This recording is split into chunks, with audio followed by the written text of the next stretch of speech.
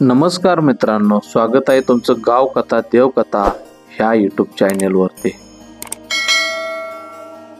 आजची कथा आहे शिवपुराण कथा, ज्योतिस्तंभ आणि ब्रह्मा विष्णूंचा अहंकार। भावनात्मक कथा आहे, भक्तिमय भाषेत। श्रावण महिना सुरू झाला की सृष्टीवरचं वातावरण वेगळंच होतं। आकाशात मेघ, मनात भक्ती आणि वायूमध्ये ओंकाराचा गुंज।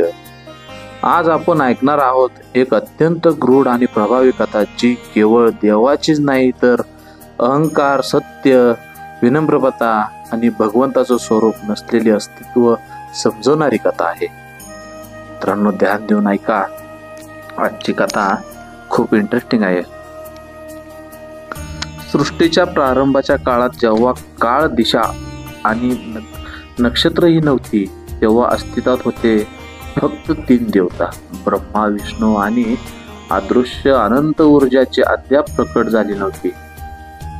एक दिवशी ब्रह्मदेव आणि विष्णू यांच्यात वाद झाला। ब्रह्मदेव गर्वाने म्हणाले, मी या विश्वाचा सर्जक आहे, माझ्या कमळातून जीवन जन्मास आले, माझ्याच मुखातून 4 वेद आले, मी निर्माण केल्याशिवाय सृष्टी अस्तित्वातच आली नसती। विष्णूने शांतपणाने हसले, पण उत्तर देताना त्यांच्या आवाजात आत्मविश्वास होता।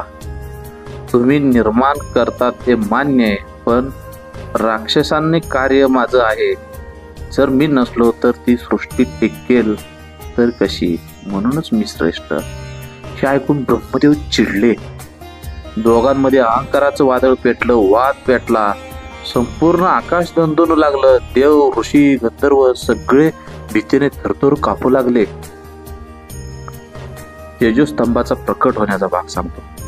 तेवढ्यात आकाश कापत तेजस्वी अग्निकाय प्रकट झाला, एक अनंत तेजोस्तंभ।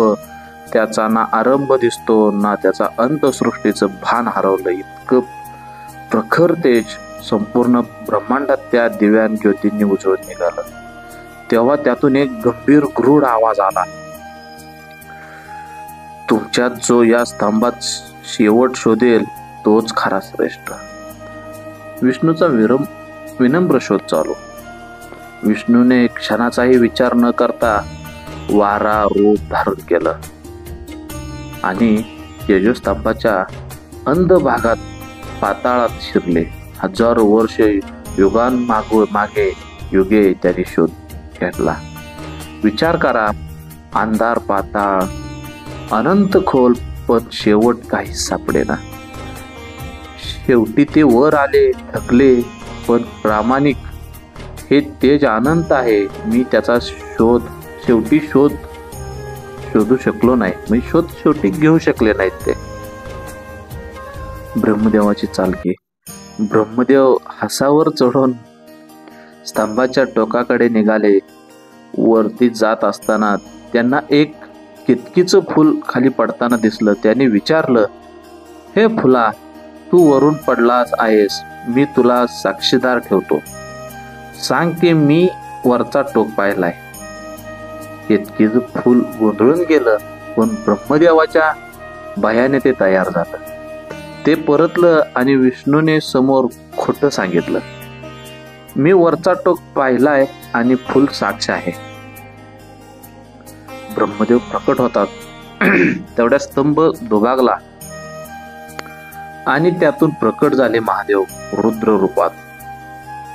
त्यांचा देह भस्माने माखलेला, गळ्यात नाग, डोळ्यात अग्नी, जटा तटातून त्यांच्या आगमनाने सृष्टी कंप पावली।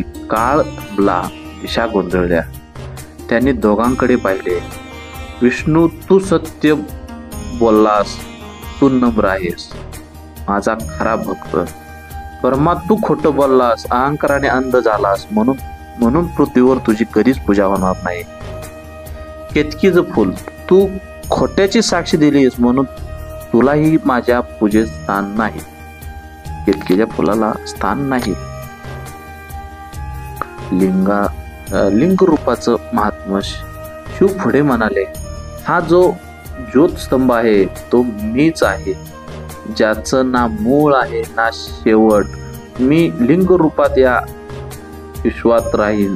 जो भक्त भावनेने शिवलिंगाची पूजा करेल त्याचा उद्धार होईल. त्या दिवशी पहिल्यांदाच शिवलिंगाची पूजा सुरू झाली, कारण ते केवळ रूप नाही तर चिन्ह आहे. तर कथेचा शीर्षक सत्याचं सामर्थ्य हजारो वर्षापेक्षा मोठं असतं. अहंकाराला कधी स्थान नाही. देवतांना तो नष्ट करतो. शिव म्हणजे कोणतं रूप नाही तर चेतना, अस्तित्व आणि शाश्वतता आहे. मित्रांनो, ही कथा संपली. तुम्हाला कशी वाटली ही कथा हे आम्हाला नक्की सांगा. गावकथा देवकथा ह्या चॅनलला सबस्क्राईब केलं नसेल तर सबस्क्राईब करा आणि कमेंटमध्ये सांगा मित्रांनो ही कथा कशी वाटली.